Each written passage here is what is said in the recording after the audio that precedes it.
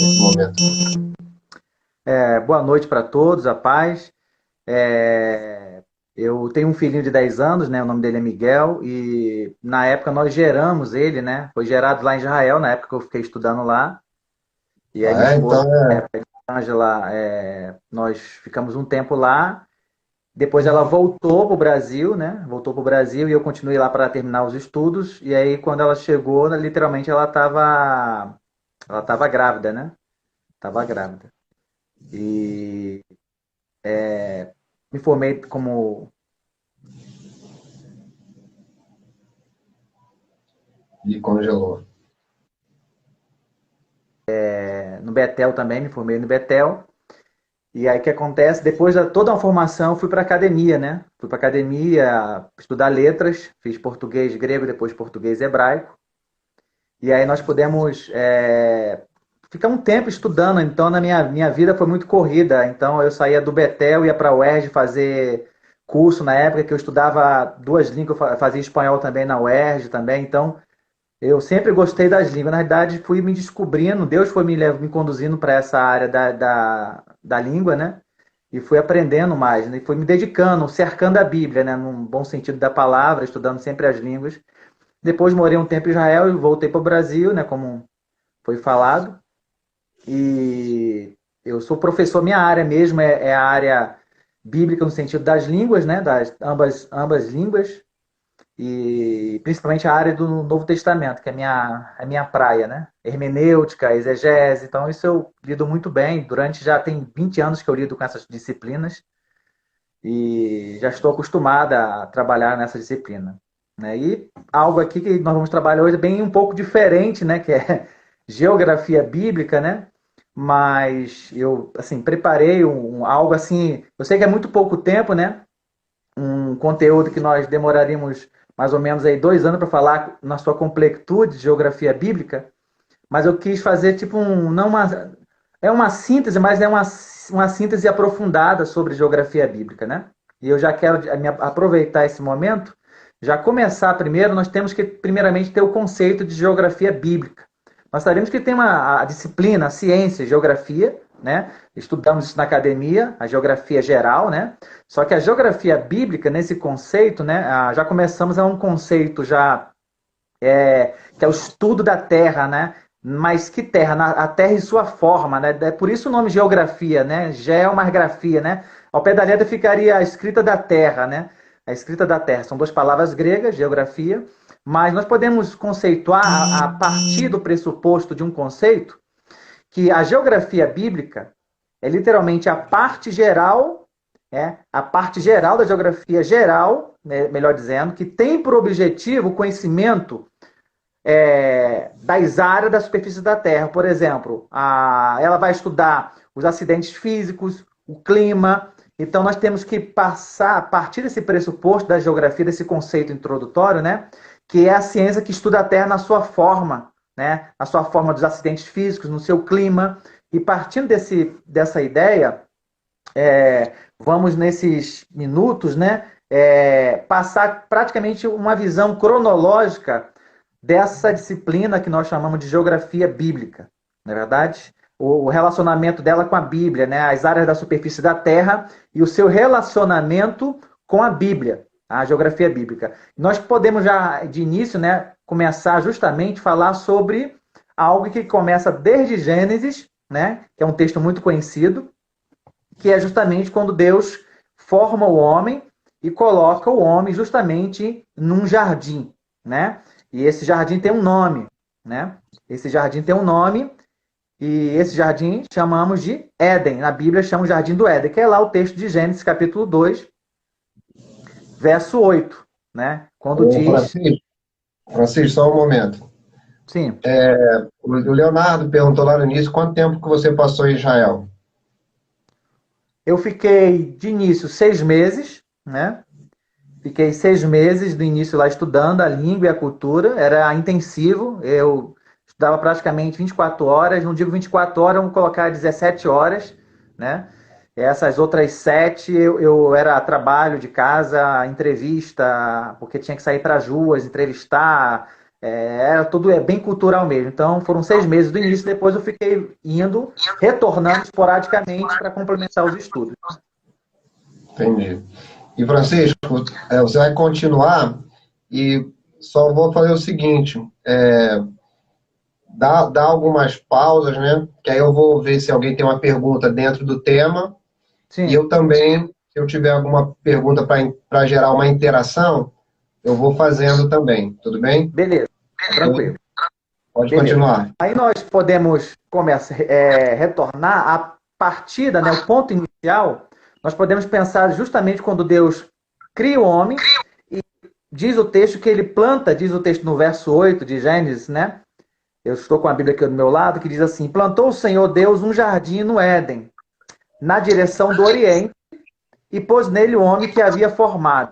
No verso 8. No verso 9, o redator prossegue dizendo: do solo fez o Senhor Deus brotar toda sorte de árvores agradáveis à vista de boa e boas para o alimento, e também a árvore da vida no meio do jardim e a árvore do conhecimento do bem e do mal.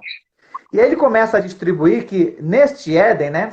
Este Éden é uma grande. Eu não vou entrar no mérito aqui teológico, né? Porque a nossa é bem focado a aula de geografia bíblica, mas existem muitos debates sobre esse Éden. Se esse Éden, de fato, existiu, se esse Éden existe ainda até hoje, onde está esse Éden perdido? Esse Éden de fato existiu, não foi algo que o redator colocou, existia esse Éden, mas o debate é se esse Éden ainda existe no dia de hoje, onde se encontra.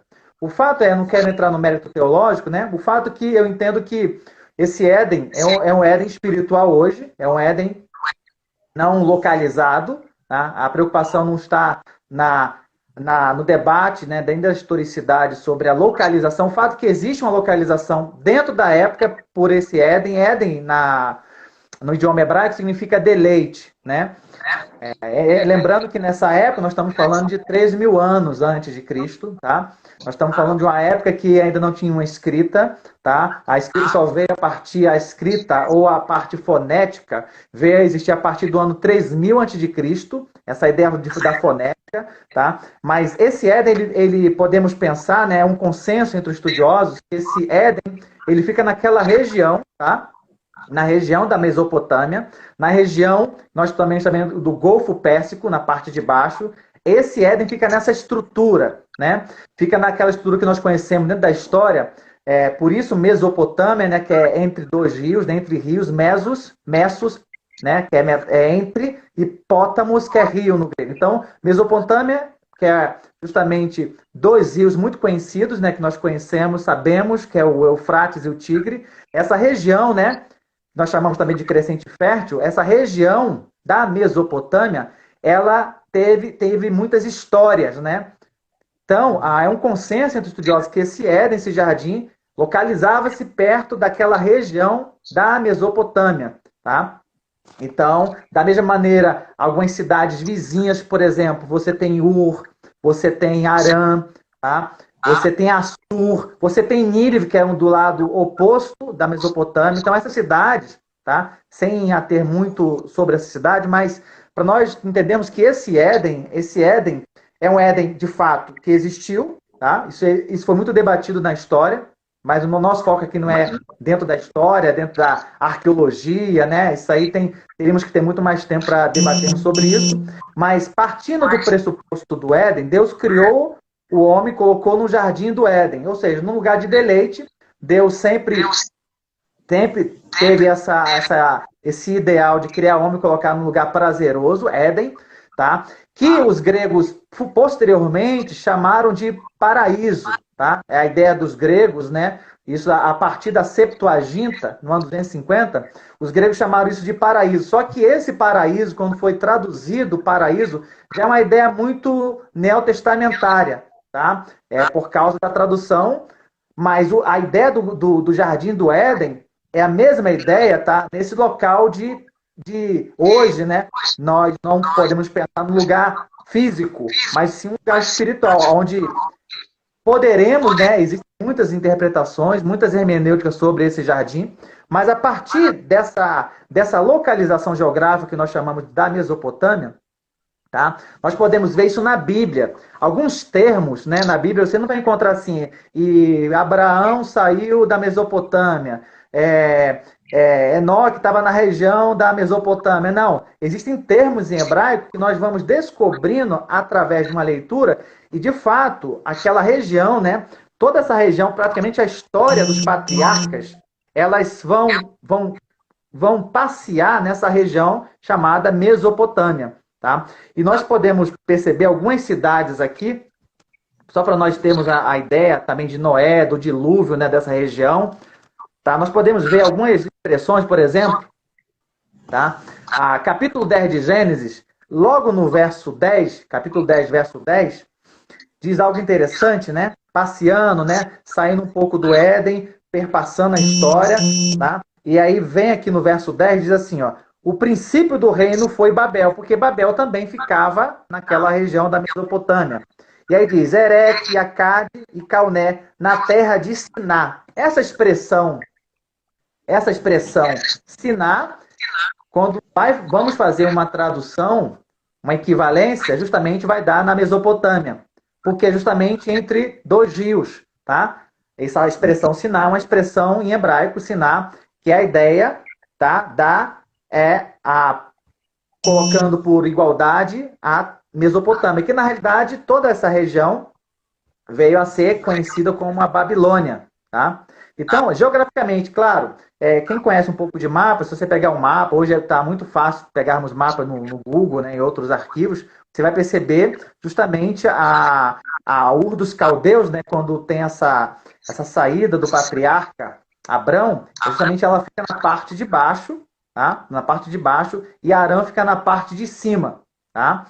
E do lado esquerdo, né, fica justamente Canaã. Então, a geografia tem essa finalidade de nós nos situarmos dentro de um texto geográfico, né? E há uma importância muito relevante justamente para trabalharmos sobre essa geografia.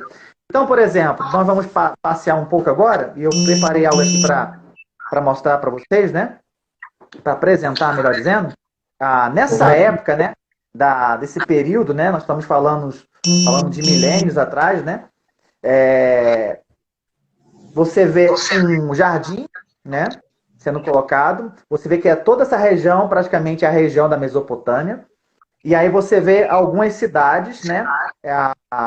Isso é comprovado historicamente, né? Duas teorias, né? Se esse jardim do Éden de fato existiu e se esse personagem Adão, ele de fato existiu, foi um mito. Isso foi comprovado que, de fato, tanto Adão quanto o jardim, esse jardim do Éden existiram, não foi um mito, né? Mas o fato é que não era uma época que não tinha escrita, e os primeiros moradores dessa geração, desse povo, né?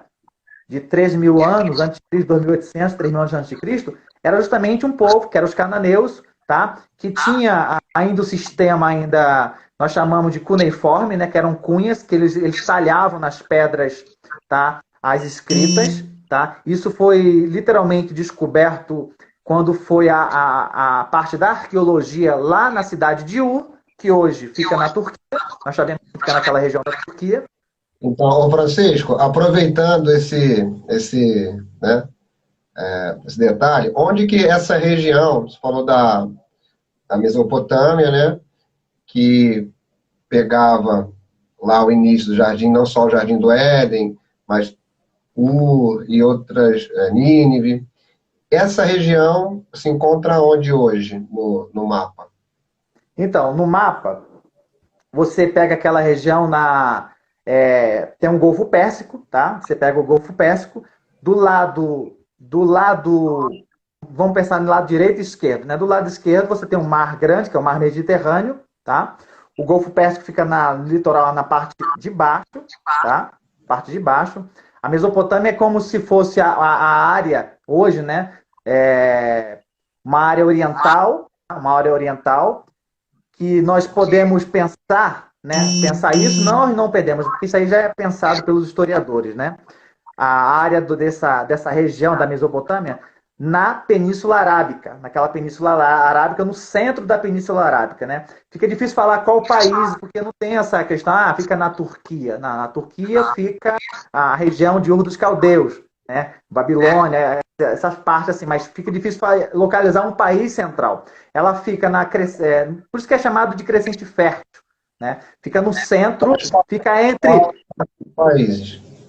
porque, olha só, porque na época você tinha o Éden, e o Éden ele tinha 4 afluentes, né? Tinha o Pison, Gion, você vai encontrar no início de Gênesis, tinha 4 rios, Pison, Gion, Eufrates e Tigres. Os 2 rios, Pison e Gion, eles não encontraram, nenhum arqueólogo encontrou onde ficava esses 2 rios. Mas o Tigre... Não foram encontrados esses 2 rios? Não. Nenhuma história, há uma dedução, né? Há uma dedução, tanto que hoje só existem esses 2 rios, o Eufrates e o Tigre. Falar, né? Sim, mas sim. Eu não sabia, realmente eu não sabia. Os 2 rios que a Bíblia cita, né? Os historiadores entram no consenso. Não, os rios existiram, mas não temos mais a presença desses rios, né? Muitas coisas foram modificadas, mas o Eufrates e o Tigre, sim. Então você pega pelo mapa, você tem a presença lá do Eufrates e o Tigre. Esses 2 rios, né? Esses 2 rios, por isso que a Mesopotâmia está entre esses 2 rios, Eufrates e Tigre, que fica justamente nessa Península Arábica e África, né? Aquela região cercada, você tem o Mar Mediterrâneo em cima, o Golfo Pérsico embaixo, de um lado, nessa parte no mapa antigo, você tem Canaã, né? Que aí tem mais a parte de Canaã, você tem lá Galileia, você tem o Jordão, você tem aquele ambiente, mas não tem como dizer assim, o país tal. O fato é que, só para nós nos situarmos, que quando nós falamos, né, nessa Península Arábica, né, nessa Península Arábica e África, é a localização mais correta de nós entendermos onde ficava essa Mesopotâmia, Babilônia, nessa ideia, né? Que vamos entender melhor geograficamente, né?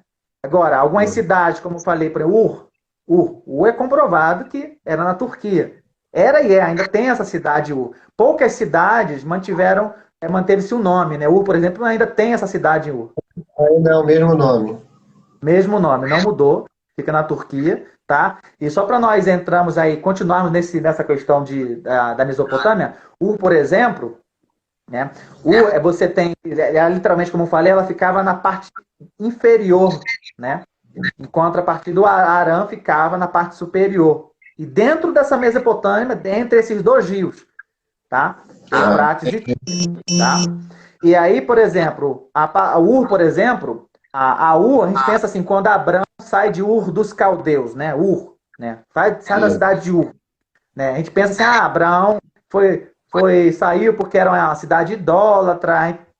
Realmente os comentaristas falam muito sobre isso. Só que, na realidade, Ur era uma cidade riquíssima, tá? Riquíssima. Só para nós termos a noção, isso no século XVIII, recente, próximo da gente, um arqueólogo, né, alemão, ele chegou na cidade, foi até a cidade de Ur e fez escavamentos, né, arqueólogos. E esse arqueólogo, juntamente com a sua esposa, ele descobriu várias salas com quadros, com um sistema ainda cuneiformes, tá? E tinha questões de matemática nessas tabuinhas, né? Porque esse cananeu, né? Ou seja, descobriu também nesses escavamentos irrigação, partes de sistema de esgoto, tá? Ou seja, por uma época que era precário, que você tem uma cidade muito rica. Então, na verdade, a saída de Abrão, até então Abrão, da cidade de Ur, não foi nada fácil para Abrão, entendeu? Porque ele tinha que sair, abandonar uma cidade que, a grosso modo, Fábio, era uma cidade como se fôssemos pensar numa Grécia posterior, numa Grécia rica, uma Atenas, entendeu? Uma Atenas. Então nessas escavações acharam provavelmente da época, até por causa da escrita, né? Da época de Abrão ainda, né? Sim. Na realidade, essa parte arqueológica acharam no nosso século XVIII. Não, entendi, mas escrita ainda cuneiforme.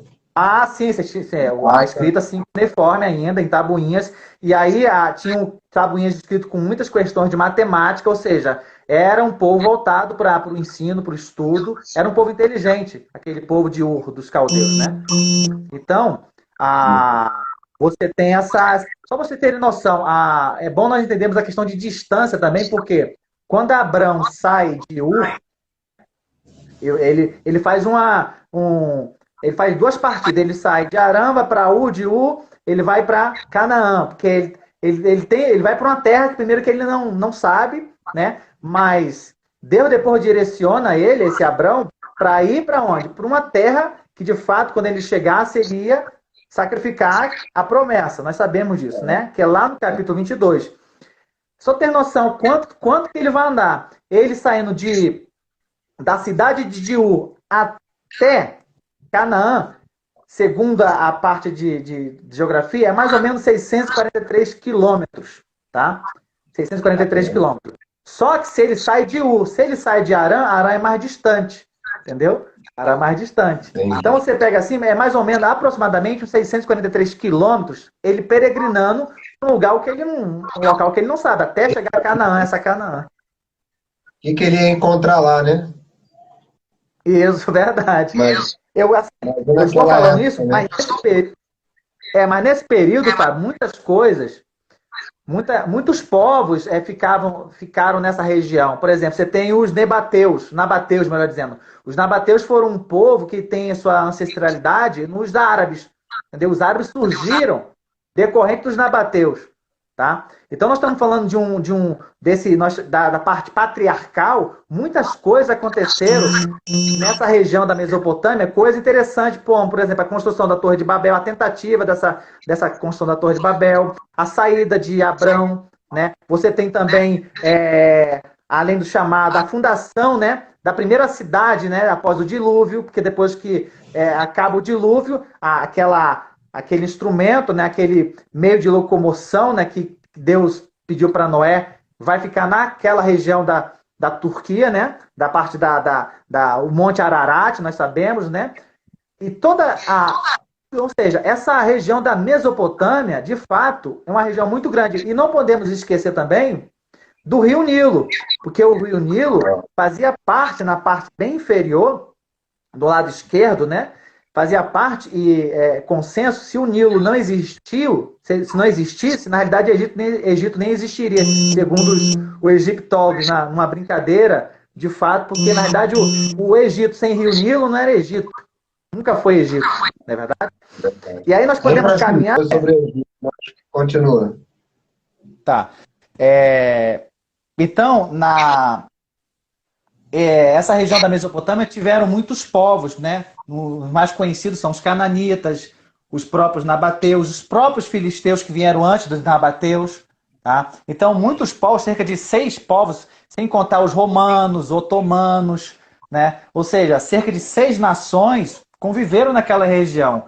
Então, para ter uma questão linguística, né? Até temos uma língua, porque até então, nesse período, não tinha ainda o hebraico, não era o hebraico que nós temos hoje. Tá? Não é o hebraico que nós temos na Bíblia, era um sistema cuneiforme ainda, tá?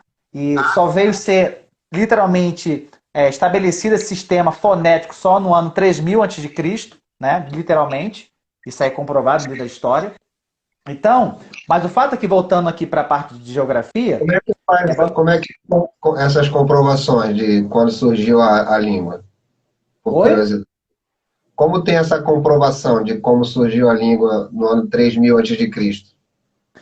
Na realidade, foi a descoberta desses sistemas, né, heliográficos, né, na parte... Você tem aí uma região da Mesopotâmia muito rica, fértil, uma região muito fértil. E como que esses povos, na realidade, eles se comunicariam? Porque, na realidade, você tem a Mesopotâmia, que tem no mínimo, várias nações que depois foram perpassando, né? Foram entrando naquela região da Mesopotâmia, mas não tinha ainda uma língua. O hebraico não tem, o aramaico, pior ainda. O hebraico é uma língua babilônica, o aramaico. Mas pelo sistema dessas tabuinhas, né? Desses sistemas cuneiformes que foram partindo a terem uma ideia de comunicação, uma ideia alfabética para fazer toda uma historicidade. Nós chamamos isso de história da língua, né? Dentro da faculdade tem a matéria História da Língua. Até chegar justamente à nossa língua hoje, a língua portuguesa, né? Mas o fato é que naquela época foi trabalhado também com muitas pesquisas através dessas tabuinhas de argila, que eram pequenos cortes, né? Filimentos dentro dessa pedra que foram a escrita para descobrir justamente o linguajar. O fato é que toda essa alfabetização, né, é a alfabetização sumérica, até porque a tabuada foi criação dos sumérios, né? Então você tem uma idade aí 3.000 anos antes de Cristo, mas você tem aí até 3.000, 1.500, porque 3.000 anos antes de Cristo foi justamente essa questão do entendimento fonético. Por exemplo, na língua hebraica você tem a fonética, como toda língua tem a fonética. Não é verdade? O fato é que, para até chegar a ter uma palavra, formar uma palavra, não foi assim rápido, né? Então você tem um período de transição aí de 3.500 a.C., quando chegando 3.000 a.C., vocês têm a parte fonética. Aí fechou, aí você começa a pensar sobre uma ideia, mas Deus não vai conversar. Deus falou com Adão em hebraico. Não, que hebraico é esse, né? Que língua é essa? É uma língua semita, é uma língua que vem muito antiga, mas não é esse hebraico que nós conhecemos, né? Esse hebraico, vou lá para Israel hoje, vou me comunicar em hebraico. Não é esse hebraico lá nas ruas de Jerusalém, e muito menos esse hebraico que nós temos hoje no texto bíblico. Tá? É um hebraico muito arcaico, nós chamamos de proto-hebraico, né? Proto-hebraico nós chamamos, né? Ok.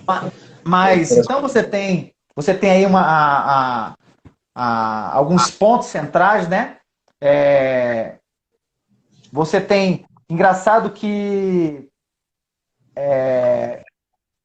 quando nós temos aqui, existe lá em Israel até hoje um parque, né? Um parque chamado Avidat, que é um parque nacional, que fica justamente no deserto de Negev, né? Que é muito conhecido como Negev, né? Muito conhecido nosso, tá? E você vê esse deserto, né? Negev, ele presente em Gênesis, tá? Você vê justamente Abraão fazendo esse percurso, tá?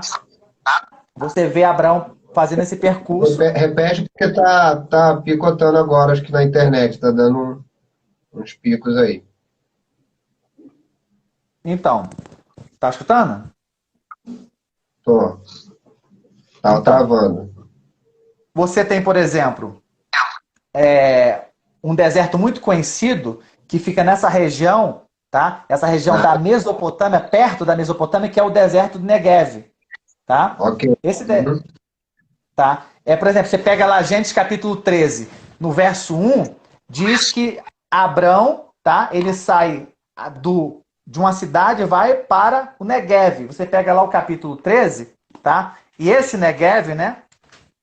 Capítulo 13, verso 1 diz: saiu, pois, Abrão do Egito, tá? Ele sai do Egito, olha só, ele está no Egito e vai para esse deserto, né? A própria palavra Negev, em hebraico, significa seco. Por quê? É um deserto, tá? Negev é um deserto e você tem esse percurso que ele vai do Egito, tá? Até o Negev, até esse deserto, e lá no Negev hoje, tá? Continua sendo deserto, mas você tem um parque nacional chamado Avidat, tá? Esse parque nacional, Fábio, tá? Você tem lá comprovados partes arqueológicas, igrejas bizantinas, você tem lá justamente esses povos que eu citei, que eu acabei de citar, dos nabateus, dos cananeus,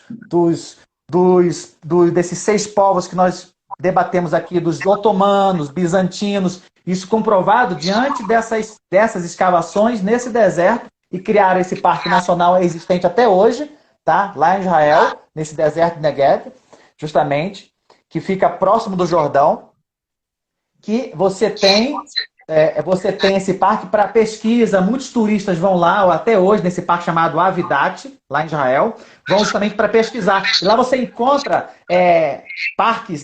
cenas arqueológicas ou pontos estratégicos arqueológicos desses 6 povos que nós já descrevemos e falamos há alguns minutos. Francisco, então, a internet tá dando umas travadas. Então, você está dizendo que tem um parque nacional lá em Israel. Sim. localizado nessa região, né? Sim. Do Negev, que você encontra achados arqueológicos, né, sítios arqueológicos desses 6 povos que viviam lá. Sim, absoluta. Entendi. Legal. Absoluta. Tá? E É aí, muito comum. É interessante quando vai para lá, Fábio, muitos grupos vão para lá, você encontra num deserto um oásis. Hoje, claro, você tem hotel no deserto, né? Você tem partes que os beduínos também alugam, tá? Os beduínos que moram no deserto, são moradores no deserto, né? Alugam, você tem um oásis, ou seja, você encontra até, incrível que pareça, você encontra cachoeira no deserto, né? Claro que não é uma cachoeira nossa, do Brasil, aquela cachoeira gigante, mas é uma queda d'água, né? Uma pequena queda d'água, um rio, você pode tomar banho lá tranquilamente, entendeu? É muito comum isso nos desertos, né?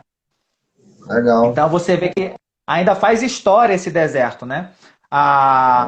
O fato é que esse deserto do Negev, Fábio, ele detalha ou narra a história, resiste à presença do homem desde a época paleolítica.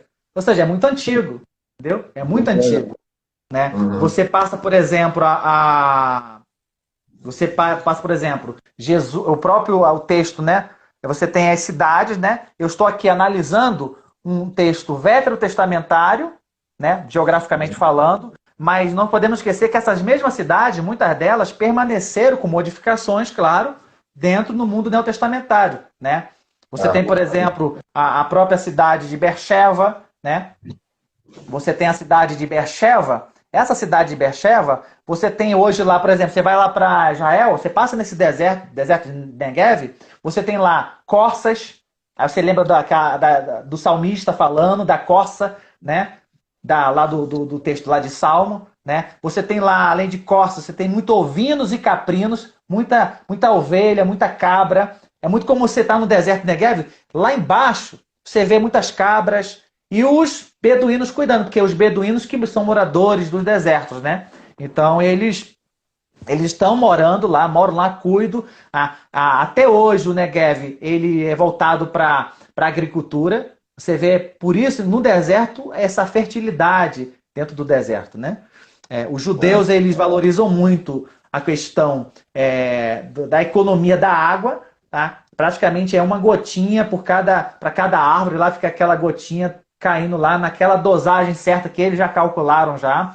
E até hoje os judeus eles sabem, né, aproveitar o ambiente. Está no deserto, ele aproveita o ambiente, né? É muito comum você estar no deserto. Quantas vezes eu lá passeando, estudando lá, ia para o deserto, uma flor linda no meio do deserto. Legal. Tudo. Lembrando que o deserto em Israel não é um deserto como na Arábia Saudita, de areia, né? Não é um deserto de areia, é um deserto de calcária, pedra calcária. É diferente, tá? Não é um deserto. A gente vai lá para Rio Grande do Norte, lá nas dunas lá, entendeu? Não é esse deserto, não, tá? É um Entendi. deserto de pedras calcárias, é diferente, tá? E você tem, por exemplo, esse deserto Negev, isso você tem noção o que fez parte de uma história patriarcal. Tá? E até hoje esse deserto existe. Na verdade, é muito bom, interessante nós entendemos essa noção geográfica. Né? Muito bom, muito bacana. É, Legal. é. Quer Aí ver se você alguém tem, tem por exemplo. Tá, se pode alguém tiver falar. alguma pergunta, pode colocar aí no contexto, tá bom? Pode continuar, Francisco. Aí, por exemplo, essa estrada do deserto de Negev, lá no Israel são feitos por estradas. E uma das estradas, eles colocaram o nome até hoje, esse nome, é Estrada 40. Tá? Por que 40? Porque, na realidade, a Estrada 40 é a estrada que vai desde Elat, tá, ao deserto de Negev, que vai sair. Então, a pessoa sai de Elat, vai para o Negev, são mais ou menos 4 horas de viagem. É uma boa distância, né? É uma longa distância. Então, Elat que eu estou falando, Elat, eu estou falando de Elat, estou falando lá do Mar Vermelho, tá? O Mar Vermelho é uma distância mais ou menos de 4 horas, com uma boa distância. Então, você vê que é uma distância. Essa questão dessa região, né? Você tem o Negev, né? A capital do Negev é Beersheba. Beersheba é a capital do Negev, tá? Você vai na cidade de Beersheba, por exemplo, tá? Após Beersheba, tem uma cidade chamada Edumeia, tá? Edumeia é uma cidade onde morou um Edumeu chamado Herodes, Edumeu, que ele não era nem judeu nem romano. Nós conhecemos isso dentro do mundo neotestamentário. Porque essas cidades existem. Então, hoje, claro, são cidades pequenas, né? A comunicação lá todo mundo fala em hebraico, é comum, né? Não existe mais Edumeus, hoje não existe mais Edumeus, mas a cidade ainda existe, a cidade de Edumeia, não é verdade? Uhum. Então, e ela fica justamente após Beersheba. Beersheba é a capital de Negev, tá? E aí você tem essa cidade de Edumeia, que é onde um relato bíblico que nós conhecemos que é Herodes, que era Edumeu, não é verdade? Você tem, por exemplo, dentro desse deserto do Negev, você tem uma região, na verdade um deserto, né? Praticamente é deserto Israel, tá? Lembrando que é um deserto de pedras calcárias resistentes, não é verdade? E você tem, por exemplo, uma cidade lá chamada... É uma rachadura muito grande, que tem milhões de anos. Essa rachadura, ela começa desde a Síria, tá? É uma rachadura que começa desde a Síria e vai até justamente o Oceano Atlântico. No meio do Oceano Atlântico. Ela começa na Síria e vai até... Ela é chamada... essa rachadura, né? Essa rachadura... o Ben Gurion, que foi o primeiro-ministro de Israel, que, por sinal... O aeroporto de Tel Aviv chama-se Ben Gurion, tá? Ele foi o primeiro-ministro que foi justamente quando Israel passou a ser Estado, tá? Quando Israel passou a ser Estado. Ben Gurion, ele falou o seguinte, ó, é no deserto do Negev que a criatividade e o espírito pioneiro de Israel serão comprovados, tá? Então, Ben Gurion, ele usou essa célebre frase dele, dizendo que existe até uma brincadeira entre os judeus, né? Pegue um judeu e coloque no deserto. Alguns anos depois você encontrará um oásis, entendeu? Porque na realidade os judeus eles prosperam onde que eles foram colocados. Se eles foram colocados no Egito, eles prosperaram no Egito. Chega um momento que Faraó tem que mandar embora, não aguenta mais, é tanto judeu crescendo. Você vê um povo de 70, você vê um povo de 70, literalmente 70 pessoas entrando. Sai com 3 bilhões de pessoas. Na Bíblia vai relatar toda aquela parte catalogação, né? Das pessoas que saíram. E aí... Francisco, eu não sei para os demais. Para mim está travando aqui a internet de novo. Eu estou aqui usando fone normal, tá tranquilo. Não, só a internet que travou para mim, não sei para os demais. Mas eu ouvi... Estava falando da frase, né? Que se botar um judeu no deserto, né? Sim. Completa essa frase. Então, se colocar um judeu no deserto, quando voltarmos 1 ano, 2 anos depois, encontraremos um oásis, né? Isso é a ideia do pensamento judaico, né? A ideia que Deus sempre... Onde ele for colocado, ele vai prosperar. Entendeu? E aí, por exemplo, nós temos aqui algumas... essa cratera, né? Essa cratera dentro desse deserto, né? Deserto de Negev, um pouco mais à frente, essa cratera é chamada de cratera Ramon. Por quê? Porque ela é uma formação geológica que aconteceu na época, isso nós temos milênios. Tá? Você vai lá, você vê, é muito lindo lá a paisagem, você vê. É uma formação geológica única, é uma cratera única geológica nesse deserto. E esse é a maior cratera, ou o maior buraco, na realidade, sem água do mundo. Não existe um buraco maior do que essa cratera chamada cratera de Ramon, que fica justamente nesse deserto. Tá? Sem água. É a maior cratera do mundo sem água. E é uma beleza fenomenal. Você chega no topo, você avista pessoas fazendo rapel, tá?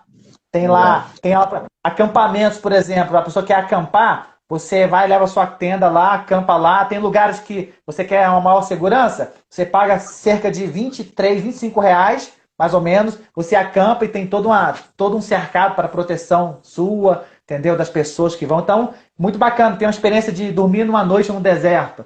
Tem aquela paisagem linda, entendeu? Então, é chamado isso... Pode falar. Não, não sei se vai dar continuidade, mas o Leonardo fez uma pergunta que tem a ver um pouco com isso.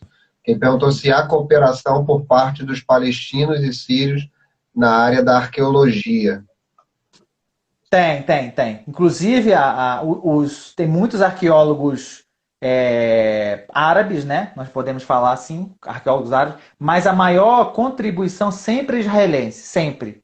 Tá? Você tem. É a mesma coisa no governo lá do israelense. Você tem ministros judeus, mas a maior parte, você bota aí 80, 90% são israelenses. Mas você tem contribuições, né, de arqueólogos árabes. Tá? Por exemplo, você tem lá as escavações no tanque de Siloé, né? Lá em Jerusalém. Você tem muitos arqueólogos árabes lá, junto com os judeus, porque não é essa rivalidade que nós pensamos hoje. Ah, os caras só vivem de faca, querem matar um ou outro, o vizinho quer matar, o cara é judeu, não gosta do árabe e vai matar. Não, não é tudo isso não, entendeu? Eu convivendo lá, eu não fiquei tão assustado como outrora estava assustado, sem conhecer a vida do cotidiano. Mas você tem importância, mais maior a importância de um arqueólogo judeu do que um árabe. É muito difícil, mas tem, tá? Mas tem. Tem essa importância inclusive da própria Síria. Tá? Da Síria nem tanto, tá? Na verdade, da Síria não tem. Tá? Na verdade, existe esse conflito e você não vai encontrar um pesquisador dentro lá de Jerusalém fazendo essa questão de escavamentos, ou escavações, melhor dizendo, sobre algumas regiões históricas, como Hebron, como o túmulo de Davi, que é no Monte Sião. Você não vê essas possibilidades, mas você encontra um árabe, sim, fazendo esse aspecto de um historiador ou de um arqueólogo, né? Um arqueólogo muito conhecido, que não é mais do nosso lado, que é o do brasileiro, que é o Rodrigo Silva. Ele está sempre lá em Israel, né? Ele faz sempre essa parte arqueológica, né? Mas o fato seguinte, depois desse nós entendemos um pouco, você tem, por exemplo, esse período patriarcal, né? Essa parte da geografia, né? Nesse primeiro ponto, que é o período patriarcal, você tem algumas saídas desse personagem, né? Você tem Abraão saindo do Egito para o Negev, que é o deserto. Você tem Abraão saindo de uma terra que está com fome, que não tem alimento, ele vai para o Egito. Você vê essas mudanças devido à parte da época. O Egito era a primeira civilização. Então você tem um Egito, uma potência, não é verdade? Então vai todo mundo para lá. Você vê o próprio Moisés, né? O próprio Moisés também fazendo sempre o próprio Jesus, isso foi se repetindo, né? A história foi se modificando no sentido dos fatos narrados, mas sempre o Egito ele se permaneceu rico em períodos gigantes, né? Porque você tem um Egito com 30 dinastias, né? Você tem um Egito com 30 dinastias. Então imagine você o poder daqueles faraós, né? Você tem um faraó na época de Moisés, você tem um outro faraó. Na verdade, você tem dois faraós na época de Moisés, porque Moisés, quando nasce, é um faraó, né? Você tem um outro faraó na época que ele retorna para o Egito e sai com o povo, tá? E sai com o povo. O tempo aqui vai acabar, eu vou reconectar aqui, tá bom? Pra gente continuar. Acho que deu 1 hora Beleza, aqui no. então. Tá bom? Tá.